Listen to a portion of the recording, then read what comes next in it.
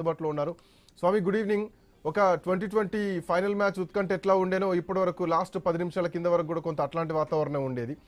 So ఏంటి ఎట్లా చూడొచ్చు? ప్రభుత్వానికి వచ్చినటువంటి ప్రశ్నలు చాలా సూటి ప్రశ్నలు వేసింది గవర్నర్ దగ్గర ఉండగానే. అఫ్కోర్స్ ఇవాళ పొద్దున ఉదయం కూడా ఐ న్యూస్ చర్చలో ఈ అంశం రావడం జరిగింది. గంగాపురం వెంకరెడ్డి గారు కూడా అదే అంశాన్ని ప్రస్తావించారు. కోర్టు కూడా ఈరోజు అదే ప్రశ్నను సంధించింది. సో ఎట్లా చూడొచ్చు స్వామి, ఏం జరగబోతోంది? అంటే ఒకవైపు రాష్ట్ర వ్యాప్తంగా లోకల్ బాడీ ఎలక్షన్ సంబంధించినటువంటి రిజర్వేషన్లు ఒకవైపు అదే అనధికారికంగా లీక్ అవుతున్న తరుణంలో చాలా మంది కూడా ఎలక్షన్స్ కి ప్రిపేర్ అవుతున్నారు. ఎంపీటీసీ జెడ్పీటీసీ ఎంపీపీ ఈ రిజర్వేషన్ వచ్చాయని చెప్పేసి అందరు చర్చించుకొని ఒకవైపు సంతోషం వ్యక్తం చేస్తున్న తరుణంలోనే ఒకవైపు ఈ రిజర్వేషన్ సంబంధించిన విషయంలో తెలంగాణ రెడ్డి జాగృతి నుంచి ఒకవైపు హైకోర్టులో రెడ్ పిటిషన్ వాడడం, వెంటనే దాన్ని హౌస్ మోషన్ పిటిషన్ ని స్వీకరించి సీజే వెంటనే సాయంత్రం స్పెషల్ బెంచ్ ని విజయ్ ఏంటంటే అభిచందన్ కుశాల్ ని దాన్ని బెంచ్ ఏర్పాటు చేసి ఎమర్జెన్సీగా విచారించాలని చెప్పడం ఒక చకచక పరిణామాలు జరిగిపోయాయి. ఈ తరుణంలోనే రాష్ట్రం తరఫున ఒకవైపు అనేక పిటిషనర్ తరఫున మయూర్ రెడ్డి వాదనలు వినిపించారు. ఇది 50% రిజర్వేషన్ సీలింగ్ కోటాను బ్రీచ్ చేస్తుంది, ఇది రాజ్యాంగ వ్యతిరేకం. ఒకవైపు రాష్ట్ర ప్రభుత్వం బీసీలకు రిజర్వేషన్ ఇవ్వాలంటే ఎస్సీ వర్గీకరణ జరిగినప్పుడు 2011 జనాభా లెక్కల ప్రకారం తీసుకున్నారు. బీసీ కులగణాలకు వచ్చేసరికి ప్రత్యేక కమిషన్ చెప్పి కొత్త కులగణాల లెక్కలు తీసుకున్నారు. ఇది రాజ్యాంగాన్ని వైలేట్ చేయడమే. గతంలో ఉన్నటువంటి ఒకవైపు అనేక సుప్రీంకోర్టు జడ్జిమెంట్ కావచ్చు, జడ్జిమెంట్ ని సైటేషన్ చూపించినటువంటి పిటిషన్ తరపున న్యాయవాది మయూర్ రెడ్డి వాదనలు వినిపించారు. ఖచ్చితంగా ఇది రాజ్యాంగ ఉల్లంఘన కిందకి వస్తుందని చెప్పేసి మాట్లాడడం జరిగింది. మరోవైపు హైకోర్టు జడ్జిలు ఒకవైపు విజయసేన్ రెడ్డి, అభినందన్ కుశాల్ కూడా అనేక ప్రశ్నలు విధించడం జరిగింది.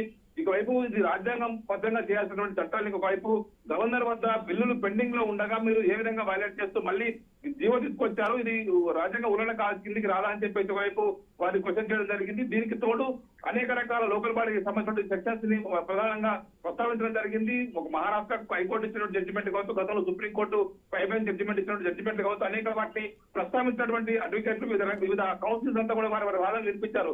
రాజ్భవన్ తరపు నుంచి కౌన్సిల్ కావచ్చు, ఎలక్షన్ కమిషన్ తరపు నుంచి కౌన్సిల్ కావచ్చు, వారి వాదనలు వినిపించారు. ఎలక్షన్ కమిషన్ తరపున కౌన్సిల్ మేము ఎలక్షన్స్ కి మొత్తం అన్ని రకాల సిద్ధంగా ఉన్నాము, రాష్ట్ర ప్రభుత్వం నుంచి కన్సర్న్ రాగానే వెంటనే నోటిఫికేషన్ ఇస్తామని చెప్పేసి కూడా ఒకవైపు ఎలక్షన్ కమిషన్ కౌన్సిల్ వారి వాదనలు వినిపించారు.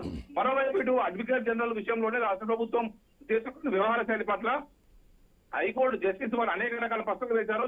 అడ్వకేట్ జనరల్ సుదర్శన్ రెడ్డికి ఒకవైపు మీరు ఎంత కన్సర్న్ కావాలి, రాష్ట్ర ప్రభుత్వానికి సంబంధించి మీరు ఒకవైపు గవర్నర్ వద్ద బిల్లులు పెండింగ్ లో ఉండగా మీరు ఏ విధంగా మళ్ళీ జీవో తీసుకొచ్చారు, ఇది రాజ్యాంగం ఉల్లంఘన కిందకి రాదా, ఒకవైపు మీరు ఇలా ఎందుకు చేయాల్సి వస్తుందని చెప్పేసి అనేక ప్రశ్నల్ని ఒకవైపు అడ్వకేట్ జనరల్ ని ఒకవైపు జస్టిస్ విజయ్ సేన్ రెడ్డి, జస్టిస్ అశోక్ కుశాల్ గురించి సంబంధించి అభినందన్ కుశాల్ కూడా ఒకవైపు క్వశ్చన్ చేయడం జరిగింది.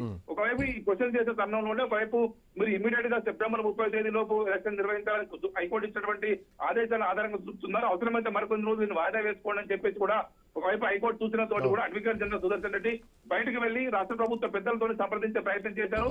వారు చర్చలకు రాని కారణంగా ఆ తర్వాత మళ్ళీ వచ్చి మాకు మరికొంత సమయం కావాలని చెప్పేసి హైకోర్టుకి ప్రేయర్ చేయడంతో కూడా ఈ నెల 8వ తేదీ, వచ్చే నెల అక్టోబర్ 8వ తేదీ వరకు మళ్ళీ మేము వాదనలు వినిస్తాం, అప్పటి వరకు ఇది వాయిదా వేస్తున్నామని చెప్పేసి హైకోర్టు దీన్ని వాయిదా వేయడం జరిగింది. ఒకవేళ ఆ లోపు కనుక రాష్ట్ర ఎలక్షన్ కమిషన్ నోటిఫికేషన్ ఇచ్చినా కూడా ఈ పిటిషన్ ఏదైతే పిటిషన్ ఉందో దానికి సంబంధించి మేము దానికి లోబడే ఉంటుంది, ఆ తర్వాత కూడా మేము వాదనలు కొనసాగించే అవకాశం ఉంటుందని చెప్పేసి కూడా రాష్ట్ర ప్రభుత్వానికి అడ్వకేట్ జనరల్ సూచించింది. దీంతో కేసు 8వ తేదీకి వాయిదా పడ్డది. మొత్తానికైతే దీని మీద ఈ రోజు స్టే వస్తుందా, ఏం జరుగుతుందని చెప్పేసి కూడా అందరూ కూడా ఆసక్తిగా గమనించారు. ఈ 42% రిజర్వేషన్ బీసీలకు సంబంధించిన విషయం ఏదైతే ఉందో ఇది ఒకవైపు రాజ్యాంగబద్ధంగా లేదు, భూసాల కమిషన్ లాంటి స్పెషల్ కమిషన్ వేసి మీరు ఎందుకు నిధులు దుర్వినియోగం చేశారు, ఎందుకు రాజ్యాంగబద్ధంగా ఉండదని తెలిసి కూడా ఎందుకు ఇలా చేశారని చెప్పేసి కూడా హైకోర్టు క్వశ్చన్ చేసింది. ఒకవైపు దీనికి సంబంధించిన విషయంలో కృష్ణమూర్తి గతంలో ఇచ్చినటువంటి కేసుకు సంబంధించిన విషయాన్ని కూడా పదే పదే గుర్తు చేయడం జరిగింది. బీసీలకు ఇచ్చినటువంటి రిజర్వేషన్ ఏదైతే ఉందో గతంలో ఎస్సీలకు ఏదైతే రాజ్యాంగబద్ధంగా వర్టికల్ గా అయితే రిజర్వేషన్ ఉందో వాళ్ళు ఖచ్చితంగా చట్టబద్ధంగా వస్తుంది, రాజ్యాంగబద్ధంగా అది వస్తుంది. కానీ బీసీలకు విషయం వచ్చేసరికి విద్యా ఉద్యోగాల్లో మాత్రమే వారికి అవకాశం ఉంది.